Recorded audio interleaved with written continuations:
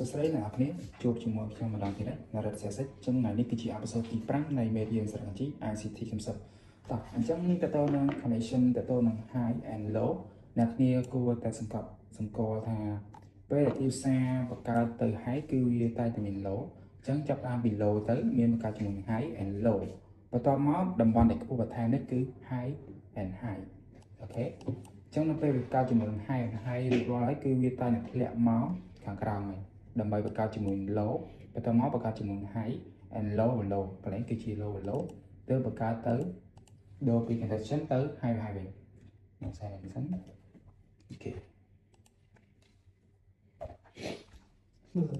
តោះអញ្ចឹងយើងចូលបន្ថែមទៀតនៅពេលដែលវាបង្កើតជាមួយ high រួចរាល់នេះអ្នកគ្នាកុំទាន់អាចចូលនៅតំបន់នេះខ្ពស់ខ្លាំងអ្នកគ្នាចាំចូលនៅ entry នៅកន្លែង high នេះអញ្ចឹងអ្នកគ្នាអាចយកមកអញ្ចឹងកន្លែង high នេះគឺជា liquidity គេថា buy stop សម្រាប់យើងមេរៀនមុនខ្ញុំបានព្រៀនណាអូខេអញ្ចឹងអ្នកគ្នាអាចចូល entry នេះមកយើងយក target នៅកន្លែង low នេះអូខេ target ទី1របស់យើងអាចយកនៅតំបន់ low អញ្ចឹងយើងចូលដូរកន្លែងនេះមកចឹងដាក់ពី short យើងចូល entry នេះដើម្បីមកនៅកន្លែងនេះមួយមកហើយស្មារតី SL នេះដាក់នៅលើហើយមកអញ្ចឹង target យើងទី1ហើយ target ទី2គឺ 50% បន្ថែមទៀតអូខេឬក៏1លើ2គេថា10 SL 10 TP យើង20អូខេចឹងអ្នកគ្នារងចាំចូលហើយនៅក្នុងនេះយើងអាចចូលមើលថានៅតំបន់នេះមាន IVG ក៏បើសិនមាន IVG បើសិនមានឡើងមកតេស្តនៅ IVG នេះអ្នកគ្នាអាចចូលតម្លាក់ចូល sell បានចឹងហើយទៅនឹងកន្លែងបង្កើត low and low ដូចគ្នាអ្នកគ្នាចាប់ low នេះមកទាញមកអូខេ connection រងចាំថាវាជាទម្រង់ bearish ទៅវិញ and low ការបកគោទាន bullish ទៅវិញអ្នកគ្នារងចាំ long ទៅវិញជាងយើងចូលមក long target យើងគឺនៅកន្លែង high នៅពេលវា break កន្លែងនេះហើយគឺពាក្យកន្លែងនេះគឺ break up structure អូខេយើងដាក់ low នេះមកហើយ target យើងអាចយកទៅ 50% បន្ថែមទៀតគឺ1លើ20តោះអញ្ចឹងយើងមកមើលជាមួយនឹងបកគោទានជាស្ដែងតោះខ្ញុំរកបកគោទានអូខេអ្នកគ្នាអាចមើលបានគឺនៅត្រង់នេះគឺវាបង្កើតជាមួយ low and high កើតមក and low នៅពេលបង្កើតជាមួយ low រីរាល់ហើយគឺវាទៅលើវាបង្កើតជាមួយ IVG នៅត្រង់នេះអ្នកគ្នាមើលបានគឺខ្ញុំចាប់ជាមួយ IVG ហើយនឹងខ្ញុំផុសទៅនឹង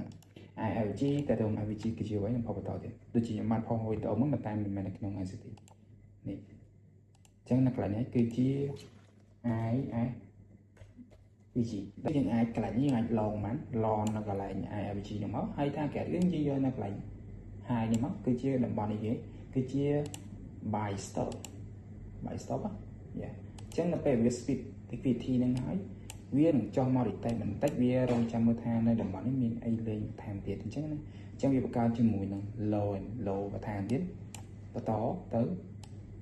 and high អញ្ចឹងនៅពេលបង្កើតជាមួយនឹង high រាល់ដល់យើងនៅក្នុងមេរៀនយើងកន្លែង plan តឡើងអញ្ចឹងគឺវានឹងធ្លាក់មកហើយនេះធ្លាក់មកបង្កើតជាមួយ low and high and low high and low and high and low ពេលបង្កើតជាមួយ low រាល់គឺវានឹងឡើងទៅលើវិញដើម្បីបង្កើតជាមួយ high នេះអ្នកខ្ញុំមើល high ដល់ពេលបង្កើតខ្ពស់ជាងគឺ high អូខេជាងយើងអាចមើលបាន connection របស់ផ្សារគឺបែបហ្នឹងតោះយើងមក trend line វិញគឺបែបហ្នឹងសម្រាប់ដែលយើងចូលគឺនៅចូលតំបន់ high ហើយ low នេះទៅពេលបង្កើតជាមួយ low ហើយបើសិនអ្នកគ្នាអត់ទាន់ចេះទេអ្នកគ្នាអាចដាក់ជាមួយនឹងeditor មកអ្នកគ្នា search មកនេះ high low ហ្នឹងមកគឺដាក់បានហើយអញ្ចឹងខ្ញុំមានតែប៉ុណ្្នឹងក្នុងការចែករំលែកតទៅនៅ episode ទី5នេះជួបគ្នានៅវីដេអូទី6បន្ត